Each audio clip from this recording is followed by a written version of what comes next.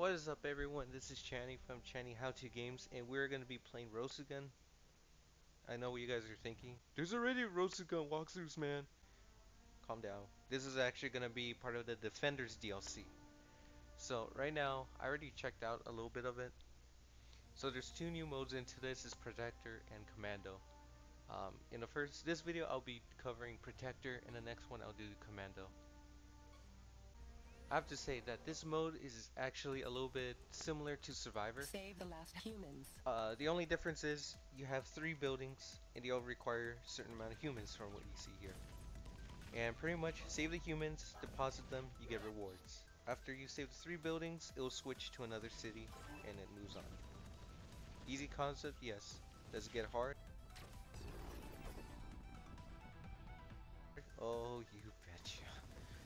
Also, another thing too, there's actually 2 new power-ups into this mode, which is about freaking time that they've done that.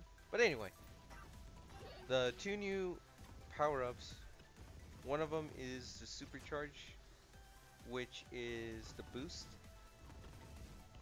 and pretty much it's purple, but the whole concept with that one, it lasts much longer, and if you kill a certain amount of enemies while you're doing the boost, it'll reset, and it goes faster and faster until you cannot collect a certain amount of enemies to reset your boost, which is insane, and believe it or not, it's so much fun.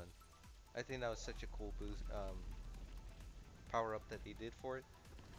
And the second one is the overdrive, which, well, now that I think about it, I probably got one of those wrong, but whatever. So anyway, the beam that you shoot out, it's purple too, however it lasts much longer and it reaches, I want to say, a quarter of the map, which is insane but extremely helpful in this round. Also too, I honestly thought that they weren't even going to be doing any DLCs, but when I found out they were doing it, I was happy. Like, this game's just fun. I really do enjoy it. I loved it. The heroic DLC wasn't the best. Honestly, I believe this is the best one. Oh yeah, also another new thing that they put into this DLC is that you have house destroyers, which are spaceships pretty much, and you just want to destroy them. If any of these house destroyers manages to destroy the houses here, they will be light up on fire. If all 3 buildings get caught on fire, that's it, game over, you're dead. Or if you touch an enemy, you're dead. The only way that you could actually revive or restore these homes is if you just like how it has a certain requirements for homes, for humans, you meet those requirements, it'll restore it. Once you reach a certain amount of humans, just bear in mind that it will be a reset. You won't get any upgrades or anything for it. It'll restore the homes, and whatever new humans you get, then you get the upgrade. So just bear in mind that you could potentially lose an upgrade, a vital upgrade that you need.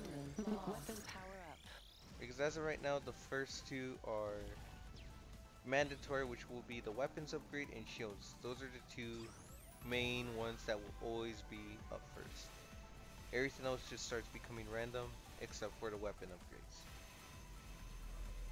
So whatever you get throughout the run, you may think you may get it in your next run, you probably won't. For those who are competitive in the sense of trying to get their names on leaderboards, just keep in mind that for every human that you actually rescue, that's your only way in getting your multiplier up. Another thing too in regards to that is if you have shields, even if you have the bonus shield, but you don't want to grab the other shield, just in case for protection or whatever, you could leave it and it will never go away. And that goes along with any upgrades in this mode. So if you feel like you may need it later, not now, no reason to pick it up, feel more than welcome to. Because in my first run with this game, which I don't even know how the heck I got almost 44.5 million. I don't know how I did that to begin with, now that I'm playing this again. But yeah, any upgrades or anything, feel free not to get them if you feel you're gonna need it for another time. So because I know for a fact that everyone not everyone. There's a good number of people who may be watching this who are competitive and wants to know the patterns. Also, too, the patterns of the enemies, they will not be in the same place. The same enemies will spawn, yes, but like how Survivor is, or like how just arcade mode is, you could predict after a while like where the enemies will be. This one you really can't. Even where the humans will spawn, you can't either. All of that is random, where they will spawn, which makes it better. It makes it less of a prediction game. Because me personally, once you end up able to predict what the game will do, kind of, it just gets boring after a while. City destroyer detected. It loses out its fun. But Multiplier overdrive up. Again, I think it was smart. I should save that show. Capacity increase. Okay, so another new thing too that I forgot to mention is that after a certain amount of time, you will need more humans to save for your houses. They will have more human requirements. However, there will be upgrades that you will hold, like, well, the best way to put it, you will have more capacity to hold the humans.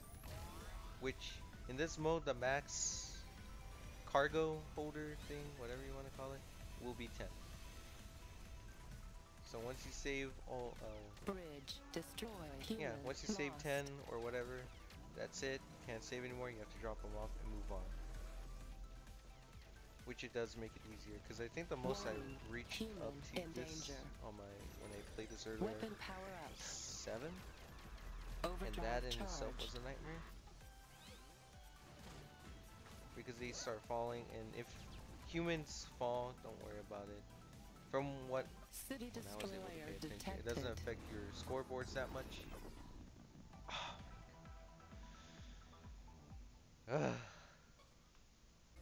Okay, I am just gonna be playing just to show you at least the 2 Save supers. the last humans. At least that. Oh yeah, guys, and actually another new upgrade that they have, which there were 3, is teleporting. Destroyed. Whenever you get teleported, you'll see like little rings around the little human icons on your ship. Overdrive charge. And if you're too far away and you feel like you need to collect the enemies there and you won't be able to come back anytime soon, warning, all you do is press human R2. in danger. It was a fail. Anyway, R2. And there you go. They get sent automatically over there. Weapon power up. And right now too, I have the overdrive. I can show it to you guys right now. Let's begin. So yes, after a certain amount of enemies that you kill, it just goes faster and faster and resets your boost. Lost. Right now gold is actually the absolute max, but for you to keep this up, you have to keep on destroying all the enemies. And trust me, if you haven't, for this part of the mission, do it, because it eventually gets to the point like how you saw, it just swarms all over you. But honestly, you guys have no idea how satisfying that felt, just destroying all of those enemies like that. Yes, yes, yes. Finally, I got the overdrive. I am happy. Super beam. I am so happy. Here you go. It's just a huge purple beam. It's just freaking insane. It covers a quarter of the freaking map. So freaking cool. Again, I don't know if you could reset it or not, but I don't believe you can, because then that'd just be absolutely broken in this game. But anyway, guys, so finally I was able to show you all that. So please, it would mean a lot if you could just like and subscribe. But again, if you don't want to, that's all good. If you have any suggestions for anything else in the future, please let me know. I'm more than open to take on suggestions. Also, for the next episode we'll be doing for this, I'll be covering the Challengers mode. And after that, I'll decide which other game I'll cover, or if you guys know, just let me know.